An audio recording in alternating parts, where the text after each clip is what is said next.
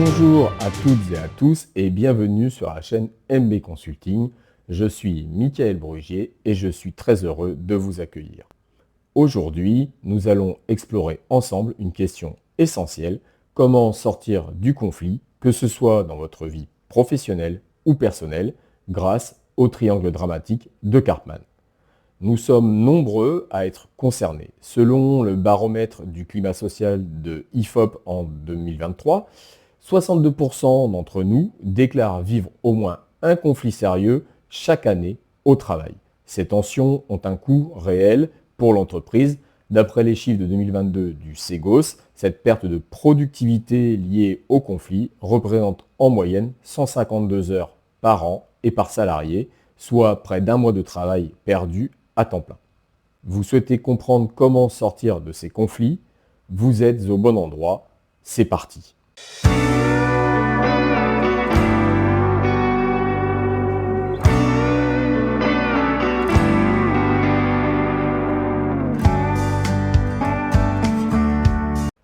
Imaginons ensemble une situation que vous avez peut-être déjà vécue ou observée dans votre quotidien, sur votre lieu de travail ou même chez vous, en y pensant bien.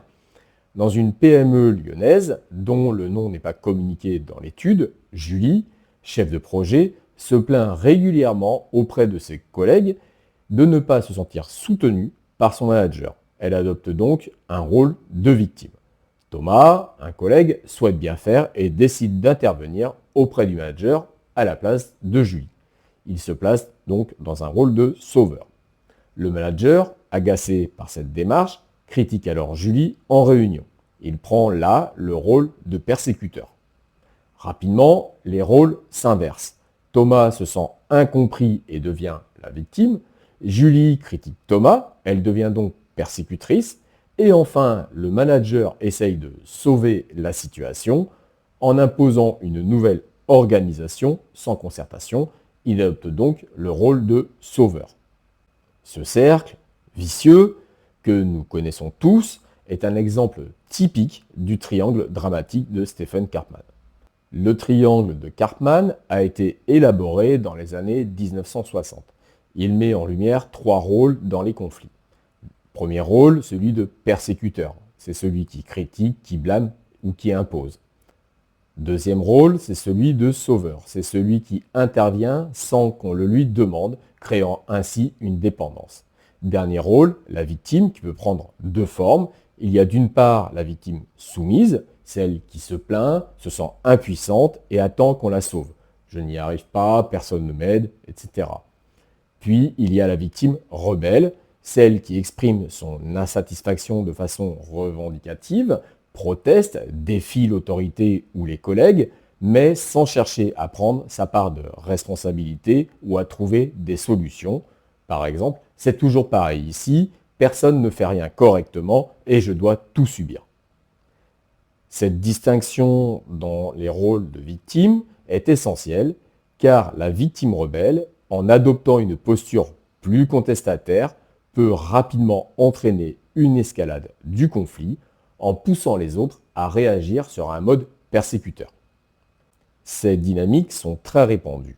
Pour illustrer cela, et toujours d'après les chiffres de 2022 du Segos, 48% des managers reconnaissent avoir déjà joué le rôle de sauveur dans un conflit d'équipe et 36% des salariés se sont déjà sentis victimes dans leur organisation. Quand nous entrons dans ces jeux psychologiques, nous freinons la coopération, divisons nos équipes et gaspillons beaucoup d'énergie. Une étude de l'APEC de 2021 indique que 54% des cadres considèrent les conflits non résolus comme la première cause de démotivation au travail. Alors, comment sortir de ces conflits?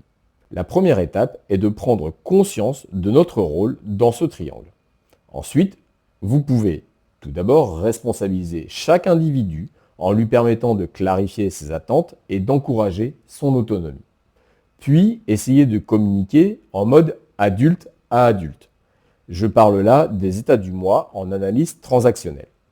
Et cela afin que chacun apprenne à exprimer ses besoins sans accuser ni se plaindre. Puis, mettre en place des formations et ou du coaching Toujours d'après le Segos, les entreprises qui forment leurs équipes à la gestion des conflits constatent une baisse de 32% des situations conflictuelles chroniques. Enfin, établir un contrat relationnel. Il s'agit de définir entre les différentes parties prenantes des règles de fonctionnement et des limites de chacun. Pour illustrer cela, je vous propose de prendre le cas d'une grande entreprise parisienne dont le nom reste confidentiel. Le service des ressources humaines a choisi de déployer des ateliers de communication non violente, la CNV, et d'analyse transactionnelle. En l'espace d'un an, cette démarche a permis de réduire le taux de turnover de 18% et de diminuer de 40% le nombre de conflits signalés selon une enquête menée en interne en 2022 par ce même service. Ainsi, en identifiant les signaux d'alerte, plaintes récurrentes, critiques systématiques, volonté de sauver les autres, en apprenant à refuser d'entrer dans les jeux, en posant des questions ouvertes, en responsabilisant les interlocuteurs et enfin en favorisant l'écoute active et le feedback constructif, vous pourrez réduire les conflits à la fois dans votre vie professionnelle mais aussi finalement dans votre vie personnelle.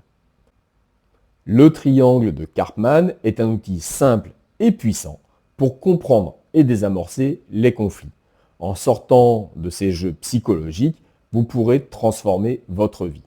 Et vous, dans votre quotidien, dans lequel de ces rôles vous reconnaissez-vous le plus souvent? Merci d'avoir suivi cette vidéo jusqu'au bout. N'hésitez pas à partager vos expériences en commentaire. Je suis certain que cela pourra en aider d'autres. À bientôt pour une nouvelle vidéo. Et d'ici là, n'oubliez pas, prenez soin de vous.